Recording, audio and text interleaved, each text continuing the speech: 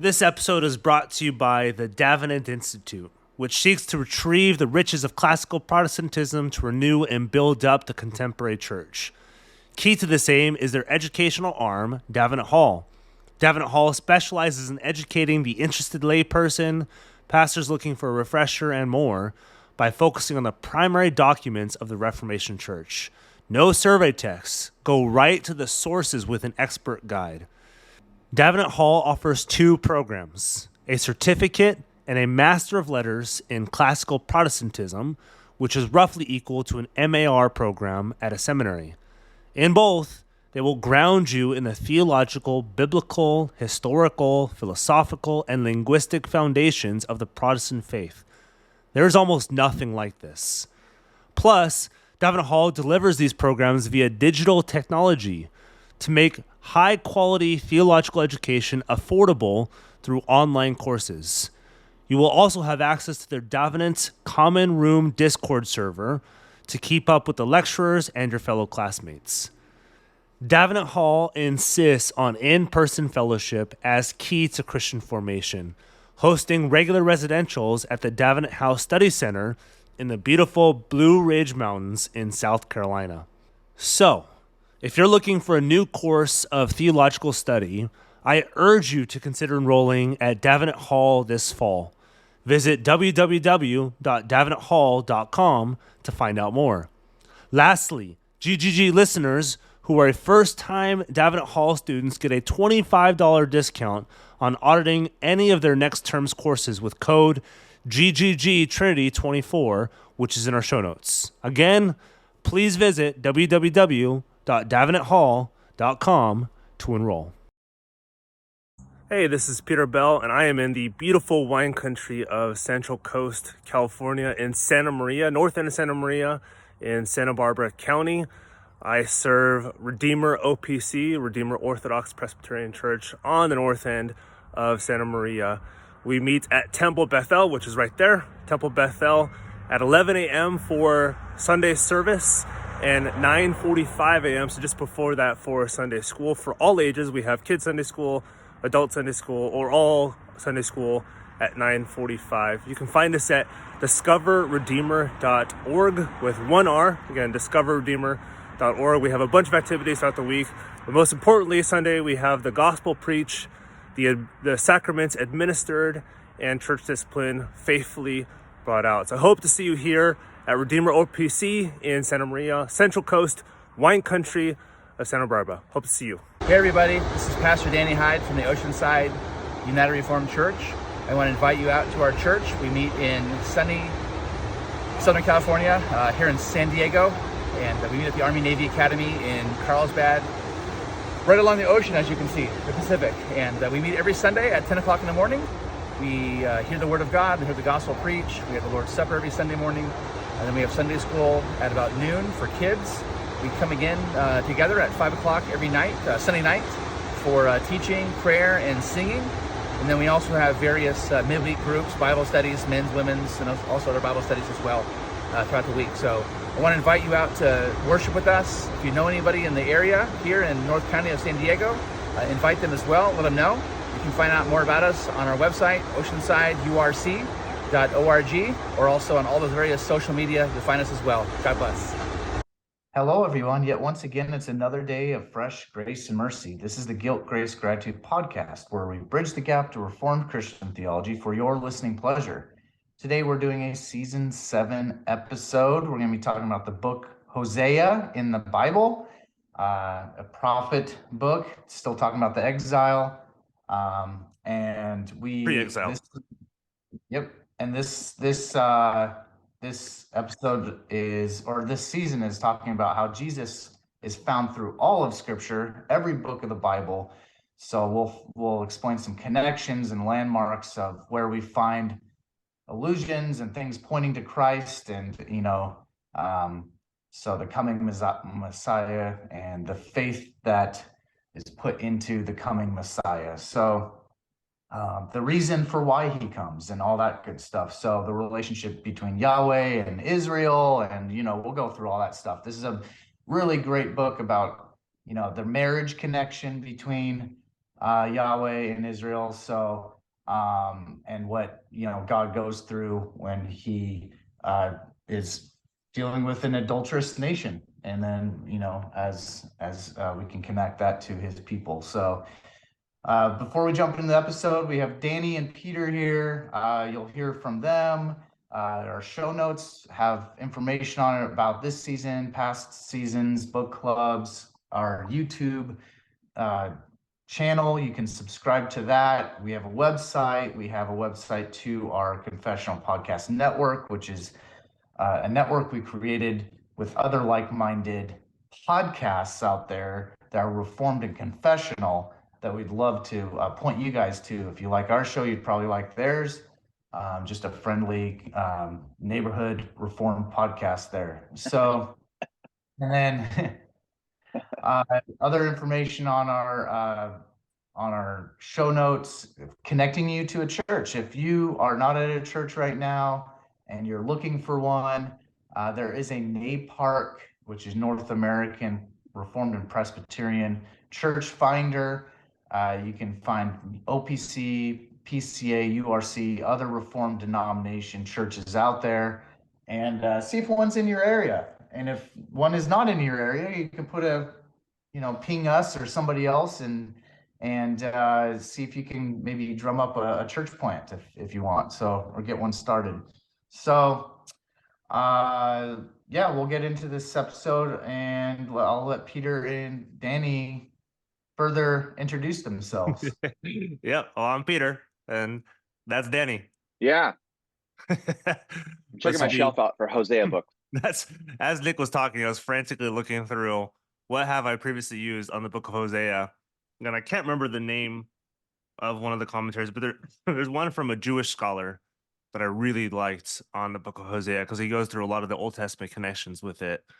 And then there's Derek Kidner that I like a lot on the book of Hosea. He's fantastic too. And there's like articles that we read in seminary that on Hosea, but the title of them are kind of beyond me right now. But I know Nick had I forgot to mention it before, but for those who are listening too, if you're like, man, I wish Guilt, Grace, Gratitude had a merchandise store that I can buy shirts and If mugs only we had one. and stickers. If only Guilt, Grace, Gratitude had a store. Yeah. And we say, you're in luck. We finally have a store. It is up and running, fully functional, so you guys can purchase stuff. Purchase the official Guilt, Grace, Gratitude podcast T-shirt, and then I almost thought of titling it this, but I didn't. It's the Nick's phrase mug. It's another day of fresh grace and mercy mug, which might be our top seller. But I was thinking of tongue in cheek calling it Nick's phrase mug. Yep. But I didn't Trademark say that, Nick. Trademark it. That's all right. Yeah. Well, Cash in. it makes sense. You're in the morning. Picture this. It's a crisp early morning, and you grab your cup of coffee. Just like Danny's doing right now. It is Yeti. Yep. Yeah. Well, I don't have my mug though, but It just kind of matches, with the mug. So Yeah, but yeah, I just want to let people know, and we'll have a new ad that talks about it. But our official GGG Pod merchandise store is up finally after like a year and a half. So it's up, so people can go look at it. guiltgracepod.com/store is where you guys can find any of that merch. So get it and rep it. yeah, we will be soon. So, or at least I will be. I can't speak for you. Nick's all about it. Yep. And then I think Danny's doing it too. And I feel weird. So Nick and Danny will do it. And then I will promote them promoting us. Yeah, no, there's no shame in marketing. So Nope. Yeah. Anyway, what do you guys think about the book of Hosea? We're still talking about prophetic. He's a prophet, obviously. We're still talking about pre-exile stuff. This whole,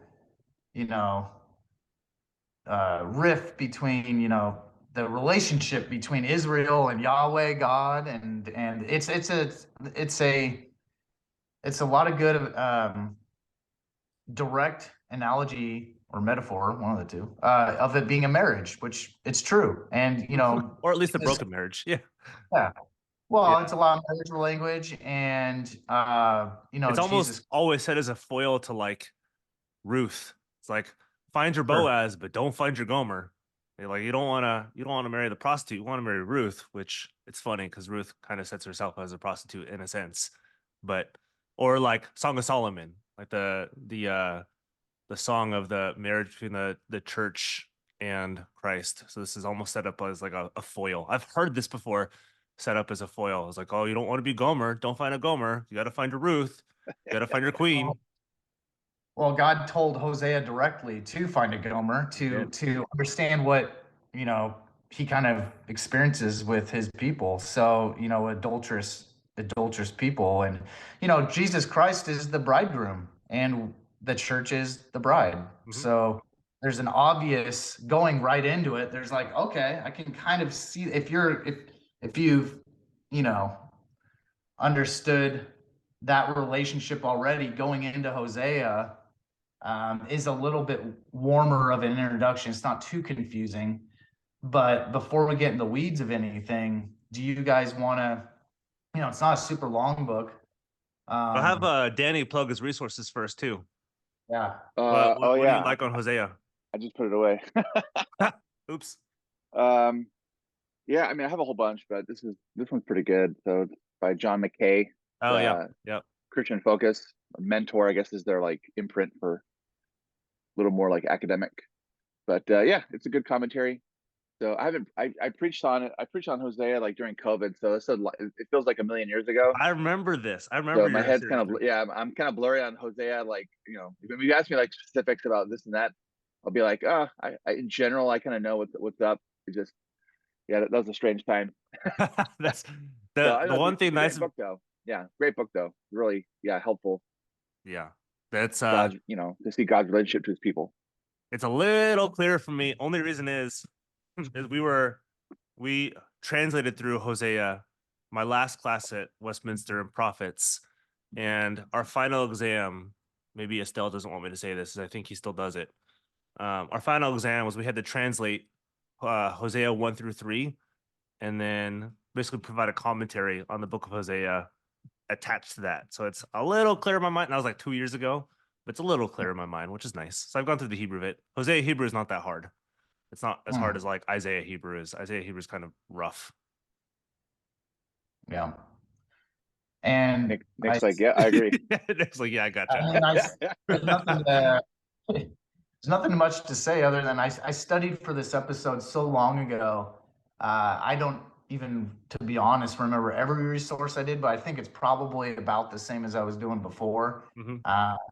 I just kind of I have notes on each chapter, definitely for the audience and for time. I'm not going to read all the stuff, but I have a good kind of well-rounded understanding of what's going on. But I think what's helpful, like usual with these episodes, is you two kind of go back and forth, and if I have something to sprinkle in, I will. But do you want to do like just a straight up flyover of just what this book is about, just so we can kind of go from there? Yeah, maybe like a quick little flyover is I think the general assumption on Hosea is it's like all totally about the marriage covenant between Yahweh and his people, and it is, but it's like it's hard to describe. There's this fancy word called recapitulation, and Hosea kind of does the same thing where it goes through Hosea and Gomer chapters 1 through 3, and then has like kind of more hope at the end of chapter 3, and then goes back to pronouncement of judgment in chapter 4, and then goes to hope a little bit later on, then goes back to judgment. So it's a little less like kind of your average prophetical book, which kind of starts off heavy judgment and then ends on pronouncement of promise. It goes back and forth a lot more often than other prophetical books do, which is interesting because it's a little bit different of a structure than the rest of them. So it's almost like I think it's chapters 1 through 3, chapters something like 4 and 5, and then 6 through 10ish, and then 11 through 14 is like generally speaking how it's broken down, I think. But this one, Hosea is a little bit harder to nail down because it goes back and forth so often. Yeah. But I don't know, Danny, what do you have to Yeah, add to sounds this? good. That sounds good to me, man. Yeah, no, it's I just preached to Micah. It has a similar, like it alternates between bad news and good news. So Yeah. lots of condemnation, and there's like little glimmers of hope throughout it. So Yeah. Hosea is, somewhat similar. Yeah, I think the bigger prophetical books like Jeremiah, Isaiah, Ezekiel are a little bit more black and white, where it has a big section on judgment and then a big section on promise, and they're more or less like bookended like that, where it starts judgment and it ends promise. And then the smaller prophetical books are a little bit more back and forth between judgment and promise. I don't really know why that's the case. I just from reading it, that generally tends to be the case. Yeah. Well, and before I ask a kind of a first question there, I think something cool to point out is knowing even what we see in chapter 1 is kind of a connection to First John in the New Testament, where we love God because he first loved us. So we only have the ability to love him because he loved us first. And you see that in Hosea, where this unconditional love that's not going to be broken from God to his people through the story of kind of Hosea as a prophet, as a human being, is kind of representing God. And then Gomer, as a sinful prostitute human being, is representing the nation of Israel and God's people. I don't know if that's I too have a far. question for you, and this is gonna be pitched to the audience, and maybe Danny knows where I'm going with this. Why would Yahweh tell Hosea to marry a prostitute if that is clearly a violation of Mosaic law? I don't think she was a prostitute yet. I think she There we became, go. I like that answer. yeah, Yep. she was a prostitute after they got married. That's what everybody thinks is she's been a prostitute, and Hmm. then he's commanded to love her. I was like, no, no, no, no, that's against Mosaic law. Because Israel wasn't always a prostitute in the beginning, So I I mean, think Israel's always been a prostitute, yeah, but the but and that's why it's not like a strict 1-to-1 ratio that it's just Gomer, because also Hosea is part of Israel too. He's analogized with God in this, but he's yeah. also part of the tribe of Israel, so he's also part of the same people group. But it's yeah, it's Mosaic law command, like you can't marry somebody who's a prostitute, but that's Gomer's, like she's prone to prostitution after marriage. Yeah.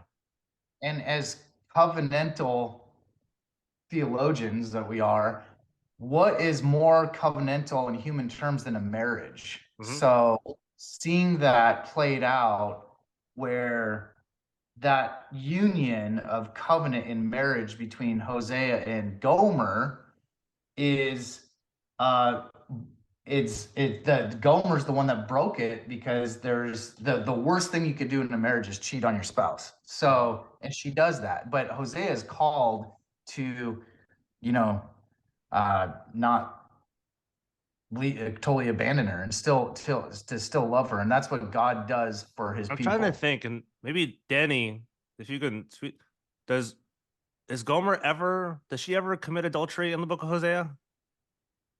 I was I was trying to remember that. I thought later on in the um, in the narrative, it talks about that, and I thought it was like chapter 3, because I think chapter 1 is Yeah. like a proleptic. Yep. She's going to become Yep. unfaithful at some point, and I I think was trying to chapter remember when 3 it kind of was. describes that. So yeah, but I'm not. I can't. I'm not 100% like the absolute say yes or no to that. But I think chapter 3 kind of says that. I think it made something like she is going to do it, but I can't remember if in the book she actually does commit adultery.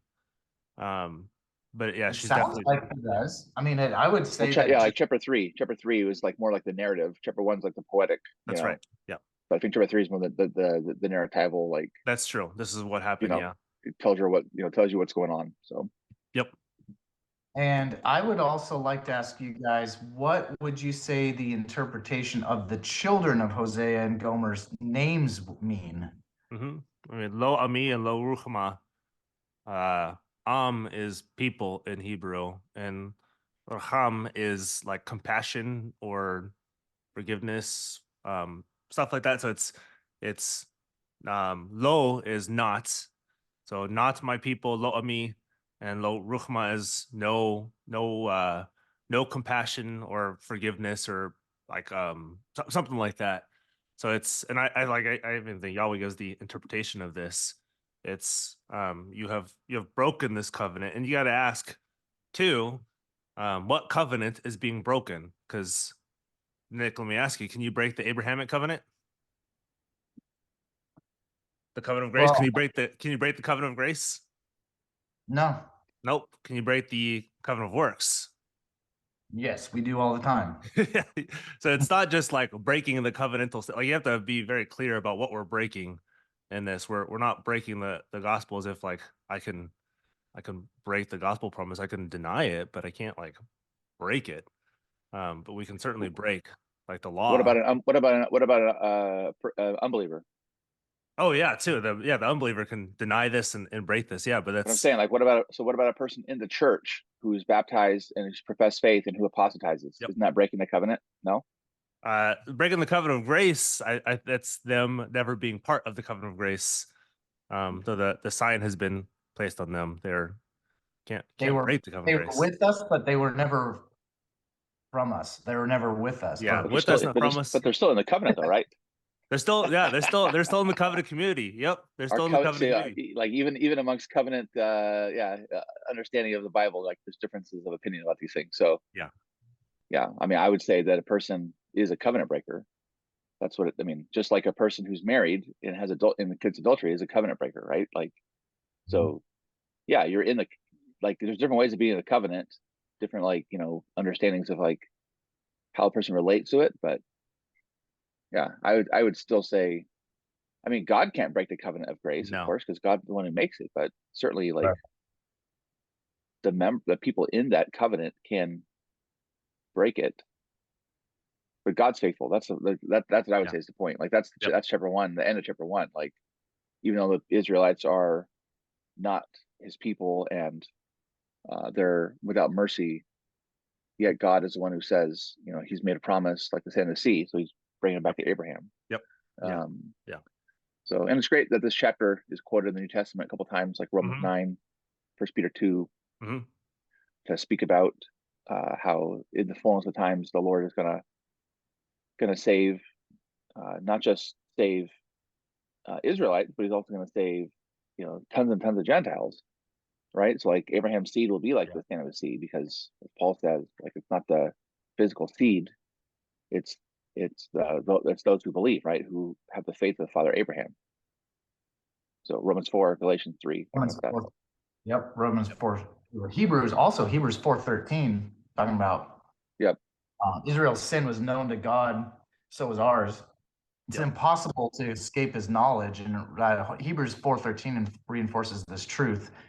And Gomer really gives hope to every sinner because, I mean, if we're really honest, we're all doing what Gomer does to Hosea as the bride of Christ hmm to our bridegroom and our Redeemer, who is Christ. Yeah. Though Our, we've been like Danny said, though we've been unfaithful, that God is still faithful to us. yeah. So I think, like Peter, to kind of weave through the covenant language, because you were talking about the difference between covenant works and covenant grace based on the relationship. It's based on what relationship. If you're already part of the elect and you've already been covered by Christ's atonement, by His blood, your sins are forgiven. So you're already part of His people. You can't lose the covenant of grace relationship, even though we mess up like Gomer does. But Yeah, if like you're Danny said, his like God's promise to us doesn't fail. And right, he's not gonna look at us as like, oh man, they're messing up all over the place. But so I'm gonna leave them go. I'm gonna break off this covenant with them because they're being bad. just like Hosea doesn't leave Gomer. Yep.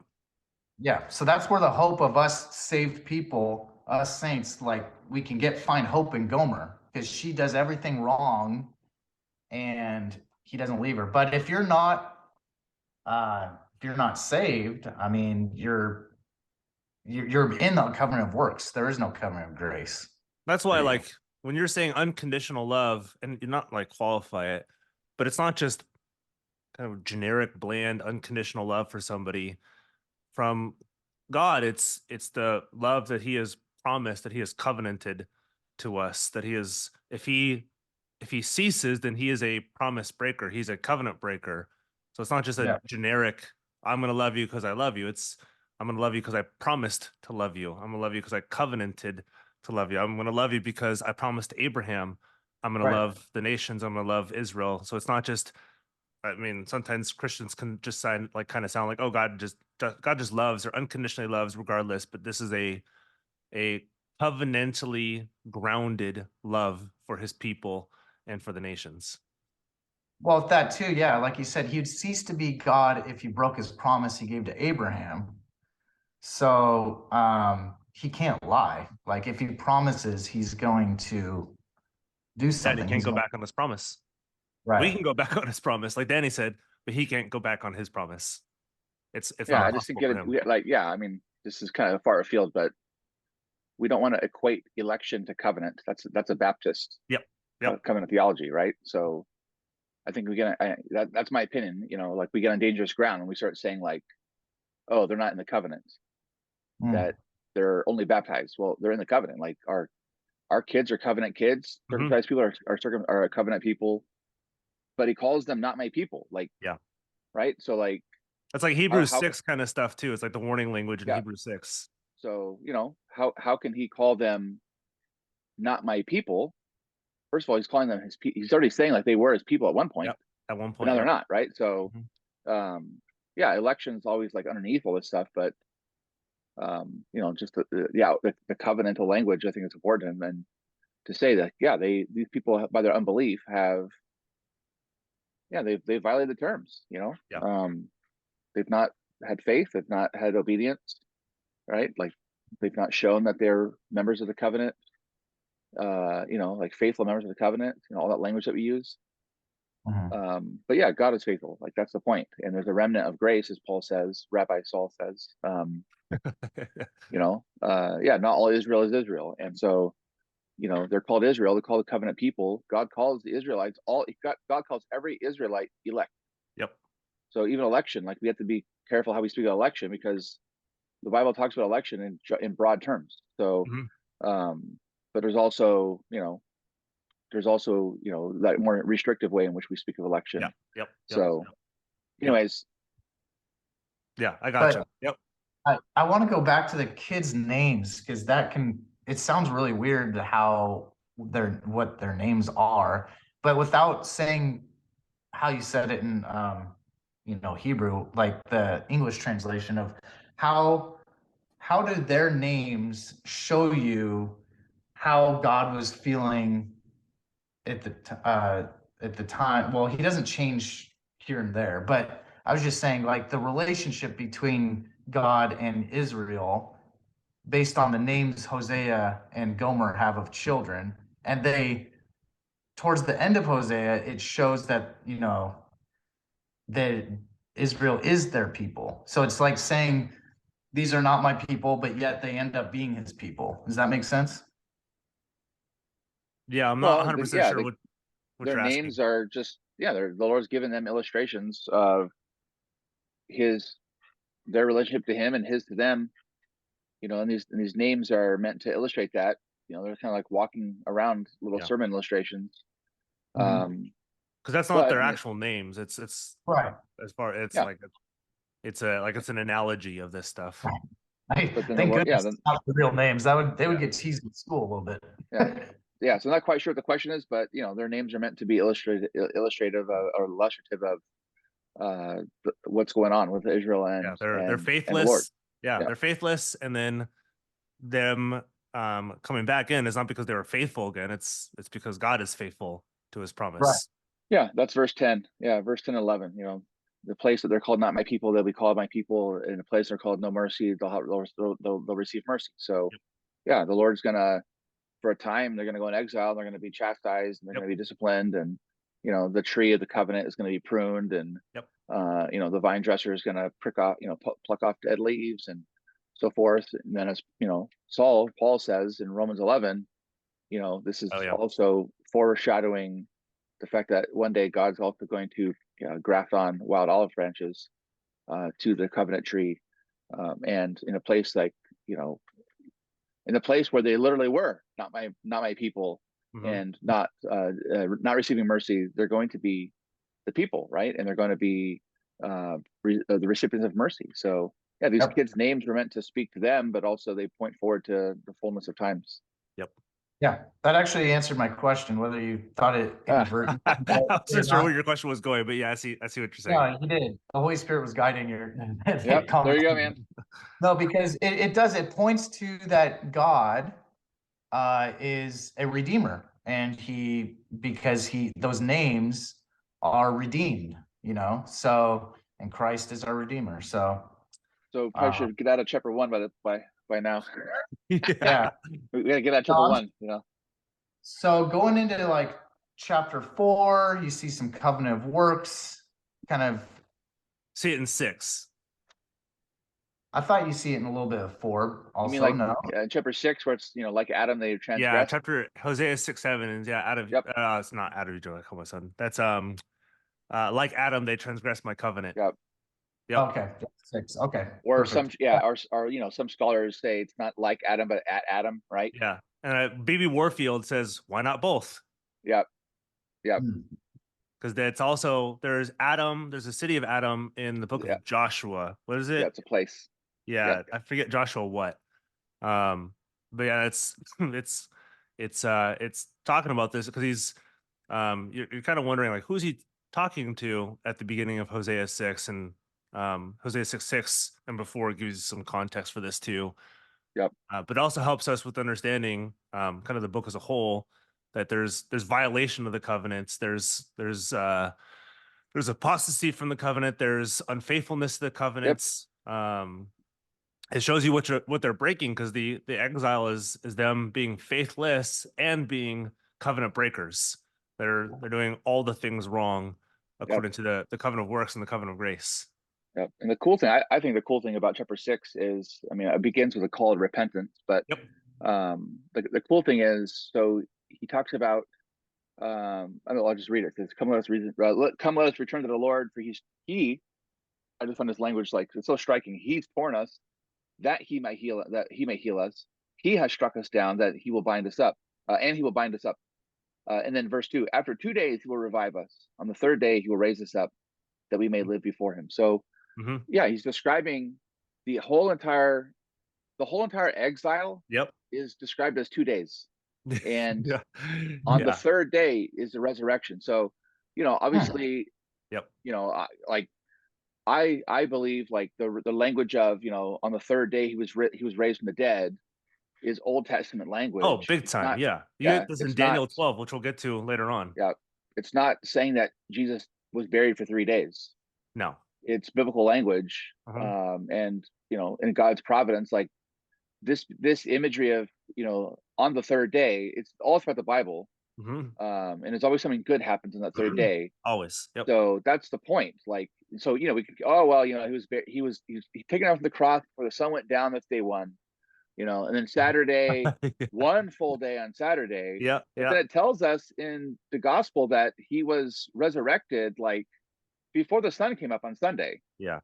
So he was resurrected before the third day even began, right? Yep. So in a not even full days. So, they used to calculate time differently than us. And, the first minute of Sunday equals the entire day. Well, I think that like it starts. As long as you have 1 minute Friday, full Saturday, and 1 minute Sunday, you got 3 days. It just starts stretching it, and it's like, no, this is the Old Testament language that goes back to the prophets. That's meant to say that, what Christ has done. I guess this will take us like chapter 11. Yep.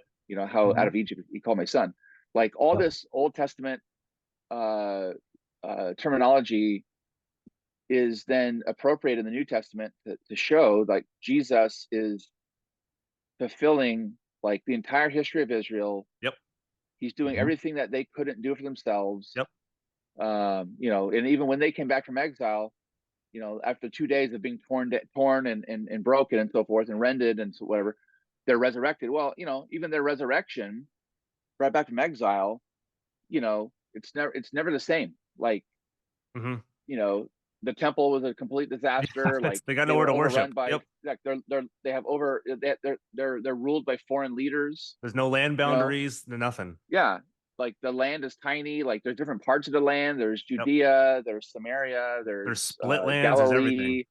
There's like all these spots, right? And like they all speak different dialects. And it's like it's a complete mess. Like, but the Messiah has come, and he begins to draw all peoples to himself, and literally fulfills the promise to Abraham that the people of God would be like the sand of the sea, and the stars of the heavens. So yeah, I just think chapter 6 is great. And then it's like, hey, by the way, you guys, like Adam, broke the covenant. Yep. Yep. Yep. And that's why I'm the one who's going to raise you up, Yep. and resurrect you. So That's why we talked about this last week or the week before, one of those two, where I think if we skip too fast to moralize this or to place Christ, we should, of course, place Christ in this.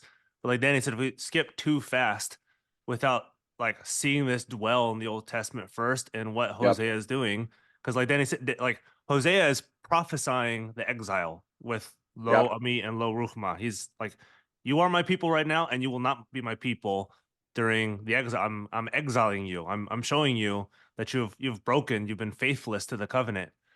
And then at the end of Hosea, obviously they come back in. So he's yep. prophesying. This is exilic language. This is an exilic book, which is why I'm not a fan of people who just immediately moralize Hosea, because you just miss the point of what he's saying. And like Danny's saying too, with the 3 days, with the resurrection language, with the covenant breaking language, with the exilic Yep. language.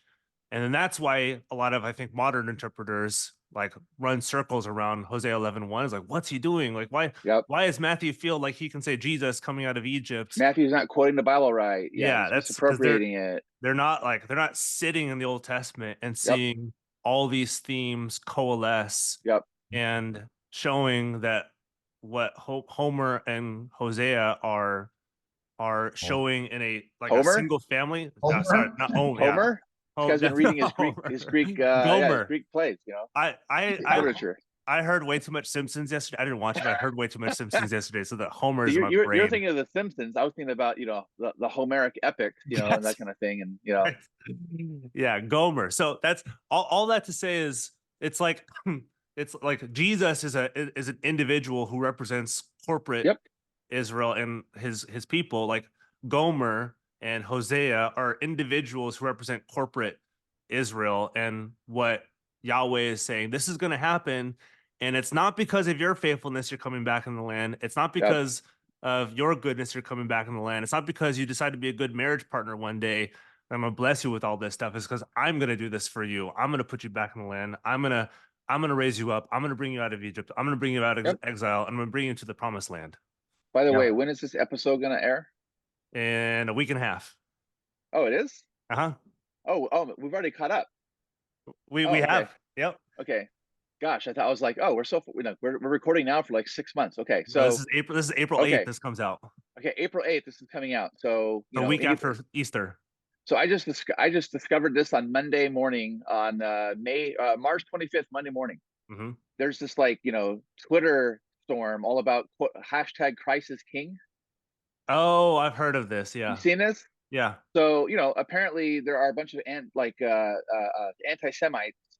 Supposed Christians. I guess a lot of them are Christian nationalists, or they're Catholic integralists, and they're using this phrase "Christ is King" as like a quote unquote dog whistle, anti-Semitic dog whistle. Yep. Right. I've heard this.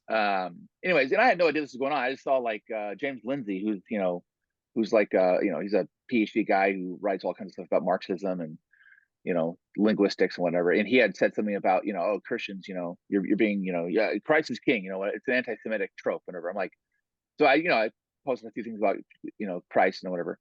And people said, oh, you got to be careful because it's like a dog whistle. I'm like, what are you talking about? Anyways, people of God, listen to this. Okay, so this is what Peter said. The the New Testament, you can't understand the New Testament without understanding the Old Testament. Yep. And you can't understand who Jesus is without understanding the Old Testament. Mm-hmm. It's ridiculous. The Christians can't, to be anti-Semitic is absolutely, it's abhorrent, but it's just ridiculous. Yeah. That we Christians who worship the Son of God who took on Jewish human flesh. Yep. We worship a resurrected Jewish glorified man, Yep. right? The God man who is, and yeah, he's a human being, same humanity as us, but he's ethnically a Jew. Yep. And he's the King of the Jews, and he's the Messiah of the Jews. And just like Israel, he came out of Egypt. Just like Israel, he was buried for 3 days and he was resurrected. Like, yeah, I mean, all this language about Jesus recapitulating the entirety of the life of Israel. Why does he go in the wilderness for 40 days and then get tempted by the devil? Like, what's going on there? It's because Jesus is doing all the things that Israel couldn't do, right? And he came as the Savior and the Messiah and the King of the Jews, but then to bring that kingdom and to bring people into that kingdom from outside. So, we're connected to a Jewish Savior who fulfilled Jewish prophecies, right? From the God who saved Israel, had created them as the Jewish nation. Like, yeah, all this anti-Semitic stuff, and whatever is going on out there, it's absolutely ridiculous. Yeah. Like, we are Old Testament, like Christians are Old Testament people. Exactly. Right? Yeah. So that's Anyways, thus endeth the lesson. What this doesn't do, real quick before Nick, what this doesn't do is I think people are scared. It's like, oh, don't spend too much time in the Old Testament because that's there's not too much Jesus in there because Jesus doesn't show up until the New Testament. So kind of dispensationalism has crept into our brains and hearts and has divorced the testaments from each other. And I think people are scared of like dwelling in the Old Testament. It's like, oh, there's not too much promise, there's not too much hope. It's all dour and God's a tyrant in the Old Testament, and there's no gentilic hope. There's nothing there for us. But what Danny is saying and what I'm saying is it's the exact opposite. It's when you dwell in the Old Testament, when you let it speak for itself, when you see Hosea in its context, when you see the prophecies in its context to Israel, all that does is fill out Christ's work even more. To where you get into the New Testament, you say, I see what they are doing. And when you read your Old Testament again, it's like, okay, I see it. I see Christ fulfilling this in the Old Testament, because the pressure placed from Christ previous to him it's like he's molding all of this stuff to look like him. And so when he comes in, is like, I see what he did.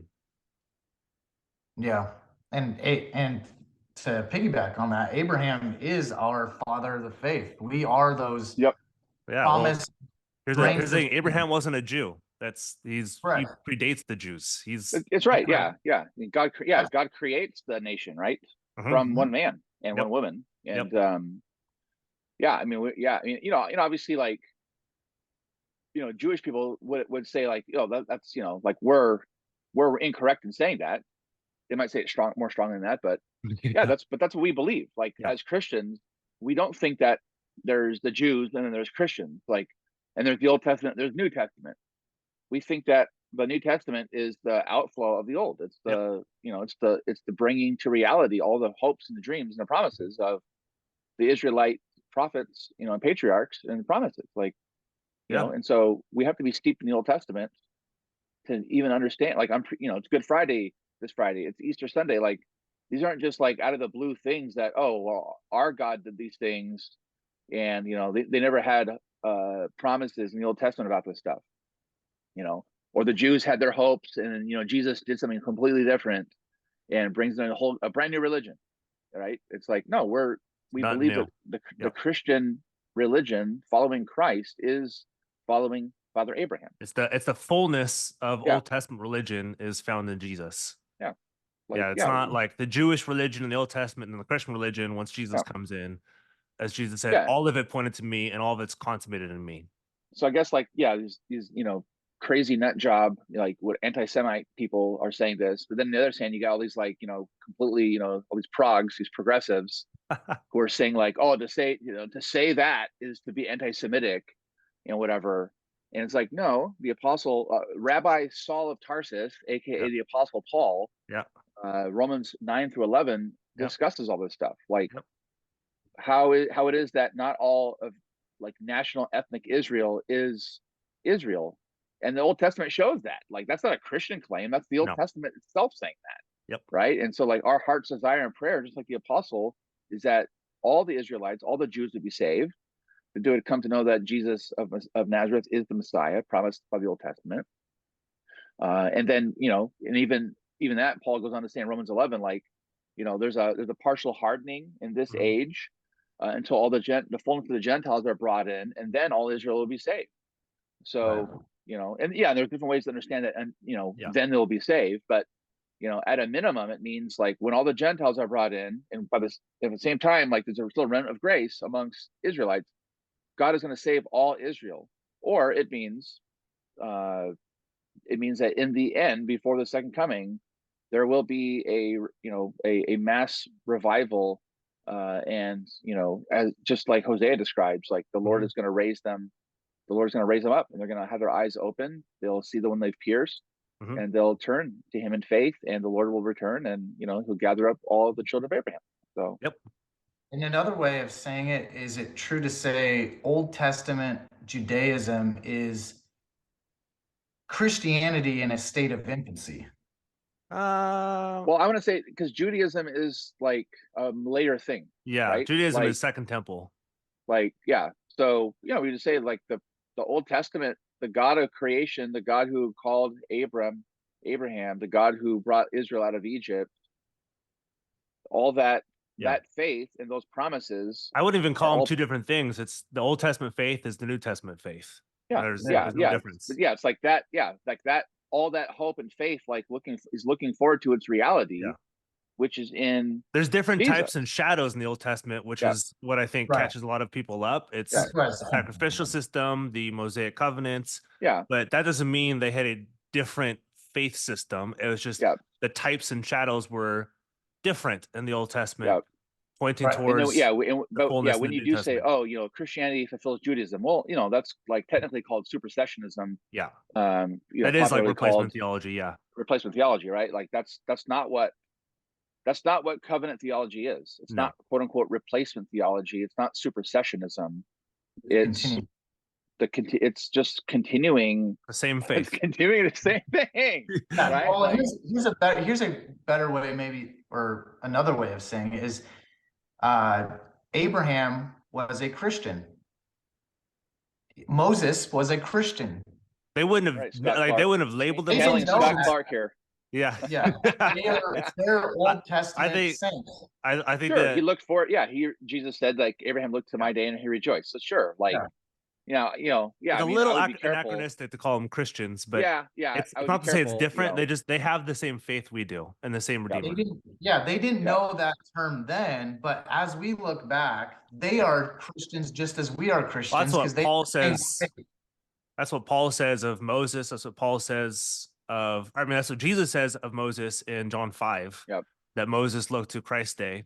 That he said of Abraham that Moses beheld Christ, didn't just look forward to him, but actually like saw him, beheld him. It's what he says of Isaiah in John 12, John 11, one of those two. I think it's John 12. John 12, yeah. Where he says Isaiah, when he was in the temple in Isaiah 6, beheld Christ in all of his glory. That's the same thing we say of Hosea. It's they're not just looking forward this hope or the fulfillment of the Judaic system and to become Christianity one day, for them to come back from exile once they believe in Christ, because they didn't believe in him before, or they had a different system before. That's why people are like, that's like that. This conversation is why people have so much difficulties around Matthew 2. It's why can Matthew say what Matthew says in chapter 2 of Jesus being rescued and brought out of Egypt? Because the Messiah is Israel, right? The Messiah is he's representing Israel in himself. Yeah. Right. And that's like, Isaiah 52, 53, is it one person? Is it the collective? And even when you're saying Hosea 6, beginning of Hosea 6, it sounds like the parallels to Isaiah 52 and 53 are still the striking and crushed and fulfilled. And all this stuff is just he's rehashing the same thing over and over and over and over and over again. Yeah, and just I guess to go back, to just wrap up what I had said and kind of what you just said, Peter. I guess to kind of put it like, we always talk about like, the faith of Abraham looking forward to Jesus. Like, I put it like, do it backwards. Like, all Gentiles who look to the Jewish Messiah are saved. Mhm. It's not Yep. just that they're looking forward and like, and here we are, kind of like, lording it over everybody. No, We still got the all same Jewish Messiah. Gentiles who look to the Jewish Messiah are saved and join with Father Abraham and are grafted into, as Paul says, like as wild olive branches. We're grafted onto the tree of Israel, the tree of the people of God, right? And that's the whole point of Israel. It's like it's the people of God. And so Yeah. all of us who come, from every tribe, language, people, nation, like we are privileged to come in. And that's why Paul says, like, don't think of yourself too highly because God can also prune you off too. Right? Yeah. That's what Paul says in Romans Yeah. 11. Like, don't get too arrogant, Gentile, because Jews were cut off so that Gentiles can be grafted on. Don't forget, you also could be grafted, could be cut off. So, Yeah. be humble, like, be privileged and thankful that you've been joined to the people that God has been saving since the beginning. Yeah, Yep. Old Testament saints, which were either Gentile or Jewish, were saved the same way we are now. Mhm. I mean, it's in a way it's more simple And when than you say people. Jewish, we don't mean as like the Jewish system. You mean like Jewish nationally.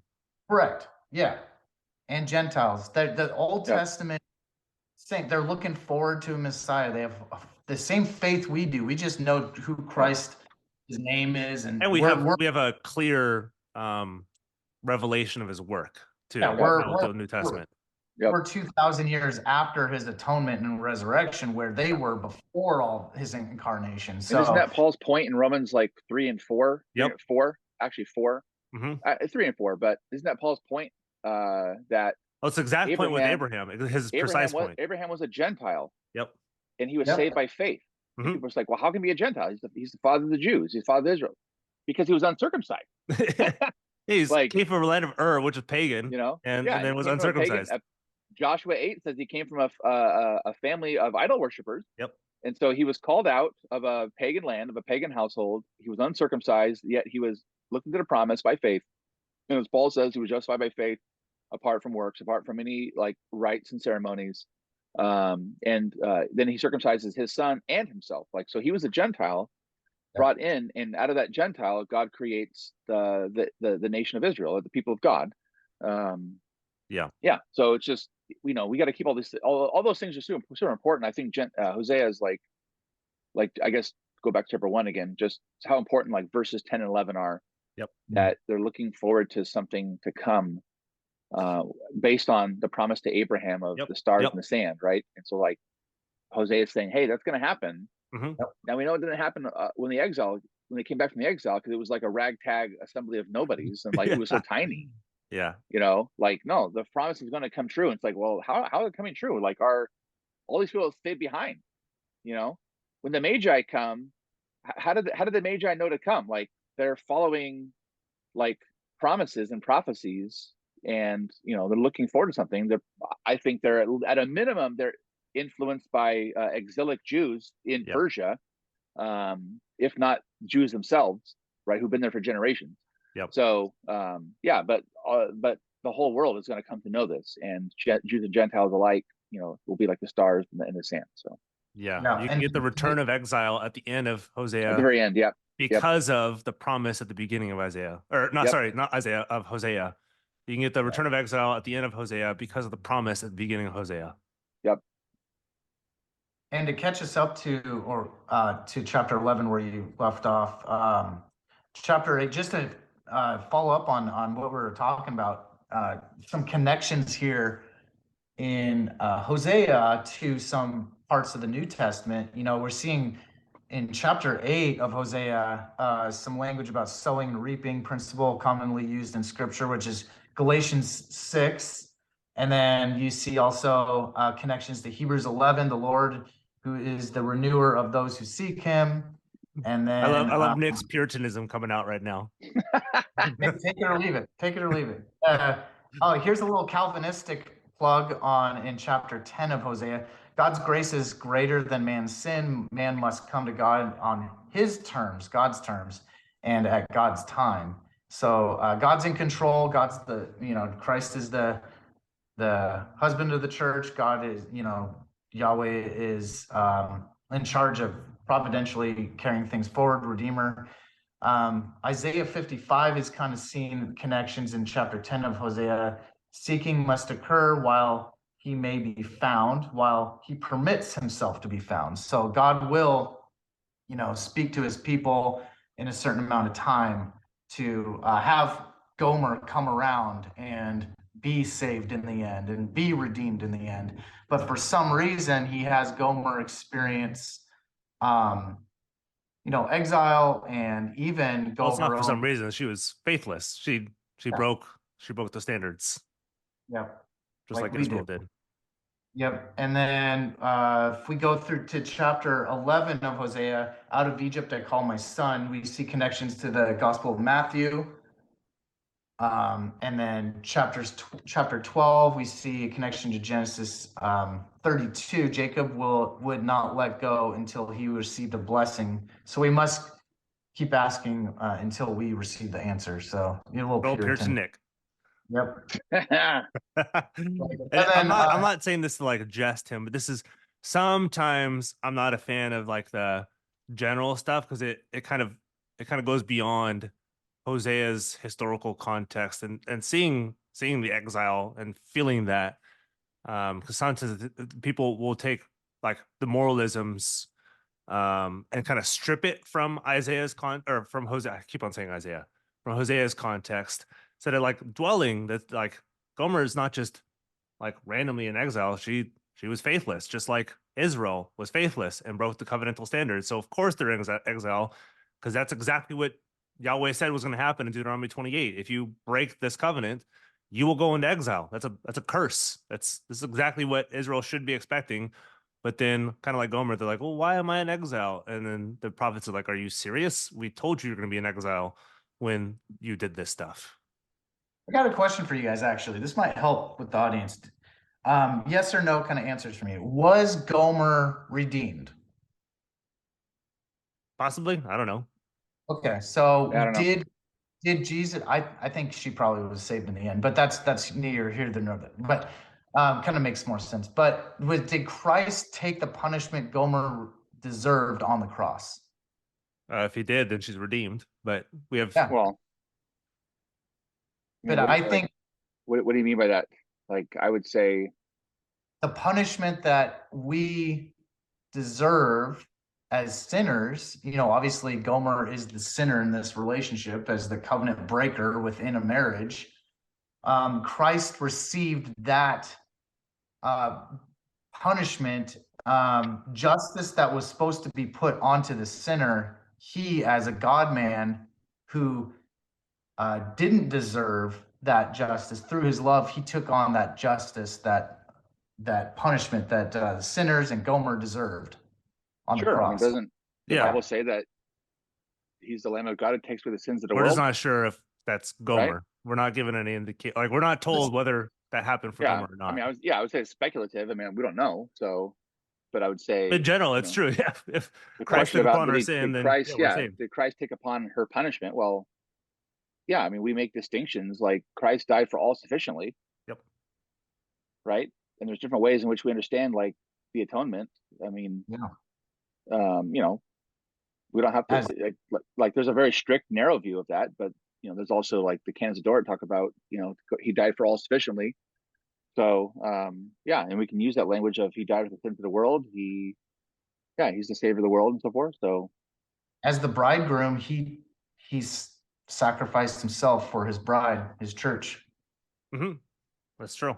Yeah, we So just sure, but yeah, again, but like there's Bible uses that language and he died for the sins of the world, right? So we yeah. have to put them both together, and that's why we say he died for all sufficiently, but he died efficaciously for the elect.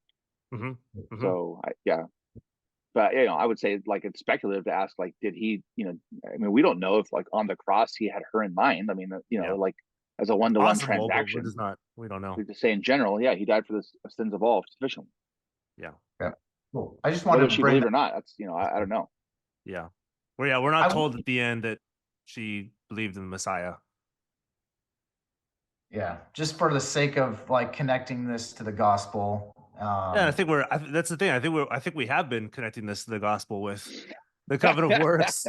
Matthew with Matthew 2, taking from Hosea 11, because it doesn't just have to be kind of a spiritualizing of the text to get us there. It could be you dig deep into this and see how the Messiah himself and how Matthew very clearly talks about Jesus being the one whom identifies and takes on corporate Israel's identity, which that's the gospel when he's coming Yep. out and he's redeeming his people. That's the And just gospel. the Lord's grace and mercy in Yep. chapter 1, Yep. that he reverses the status, like that's like the gospel's already there.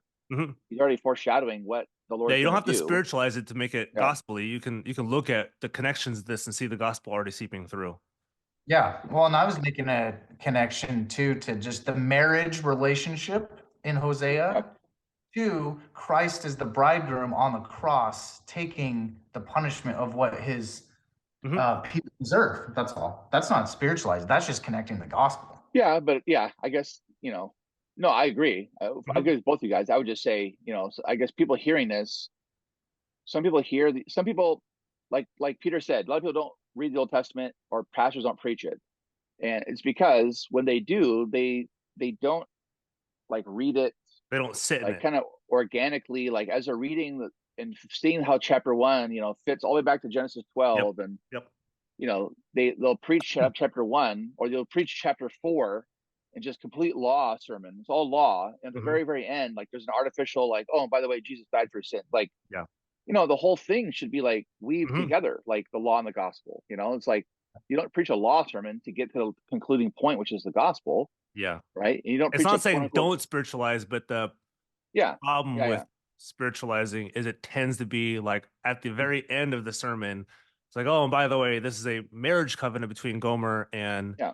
Hosea, which reminds us of our covenant with Or Jesus. the other way around, like you preach a John 3:16 text, and at the Yeah. end you give them law. So Exactly. Yep. like we preach a law in the gospel, like Yep. it's not one point after another point. It's they're both of those things are weaved into everything we say. Yep. Yeah. You know, History actually so feeds the gospel because the yeah, gospel is a thread throughout the historical narrative that shows us yeah, what this is and what's what the apostles do. They take parts of this, not just take parts, but they take parts to show us the whole yeah, on how Jesus fulfills the exile, how he fulfills the covenant of works, how he is the substance of covenant of grace, how he is the bridegroom of the bride. So all of these things are yeah, what we see in Hosea, and the bridegroom and the bride is gospel, and it's like it yeah, sounds weird to say it's part of the gospel. It's Mhm. also part of the gospel is he fulfills the exile because he was exiled. He fulfills yeah, the covenant of works because he filled the covenant of works and invites us into the covenant of grace. He is the one who was called, lo a me. He was the one who was forsaken on the cross, and then he is brought in to a living union with us. So it's you want to see the fullness of this within the narrative versus just an aspect. Though the aspect is yeah, true, you want to see all aspects as part of the gospel. Doesn't the Apostle Paul he helps explain that with the connection of Hosea too, with 1 Corinthians 15, that you know talking about the necessary consequence of Christ's resurrection Mhm. to Yeah, he doesn't redeem. quote Hosea, but like Right. he talks about the resurrection of Christ, which you see, like Danny said, in Hosea 6 as well. yep, Perfect. cool, Um, So maybe so to tie a little tie a little ribbon on this, it's with Hosea, you kind of get the exile scrunched up into 14 mhm. chapters and the warning to Israel that this is going to happen. You were like an unfaithful marriage partner, just like Israel in the past, just like Israel and God's people in the future are unfaithful marriage partners. But because, like Danny said, Hosea 1, 11, and 12 exist to say that his promise is based upon the Abrahamic covenant, and we will be like the stars and sands of heaven. yep, That he's going to fulfill this, and he's going to be his promise and his side of the covenant will not be broken. He's covenanted himself to us, and though we are faithless, he is still faithful, just like he was to Israel, and just like he is with Jesus, and just like he is with us. And so we are involved in this marriage covenant, not because we ourselves found Jesus, like Nick said, or because we were faithful. It's because Jesus himself is faithful to us. Yep. Cool. All right. Well, if you guys Good want to stuff. find us again, you can find me at Redeemer OPC in Santa Maria. We have just agreed on a new building, which that's not out yet, so I don't know the address of it. So we're still meeting at Temple Bethel. This is northeastern Santa Maria. Sunday school at 9:45 and Sunday service at 11 a.m. So Danny, where can they find you? Cool. By the way, are you guys like west or east of the 101? We are east of it. Okay. Yep. Okay. Yeah, Oceanside United Reformed Church. We meet right on the border of Oceanside, Carlsbad, in San Diego, at the Army Navy Academy in their cadet chapel. We meet on Sundays 10 a.m. I don't know why I said 11, but 11 was the old days. 10 a.m. Sunday school's at noon. Evening service at 5. Yeah, we have midweek Bible study. I just taught that last night, Book of Numbers. And yeah, Good Friday coming up, and Easter. Well, I guess it's coming after that, but yeah, all that good stuff. So we have men's group, women's group, all that fun stuff in the midweek. So prayer meeting, that kind of thing. So just let us know. We'd love to meet you, oceansideurc.org, or find us on all the social media stuff, There you platforms, whatever they call them. Yeah. Nick, where can they find you, or can they find you? Yeah. So I'm, checking out some Reformed churches here in Kootenai County in northern Idaho, and but I'm still a member at Trinity OPC in South Orange County, John Morse's church, where I used to live and where I am a member at technically still. So I still would love to promote his church. They meet at 9:30 Palisades Elementary School, Capo Beach, which is Dana Point neighborhood. Southern So Orange check County. South Orange County. Yeah. South So OC. yep. So yeah, I'll let you guys know if when which church I settle on here and become a member at. But yeah, that's kind of where I'm at and where I'm a member at and where I'm presently at.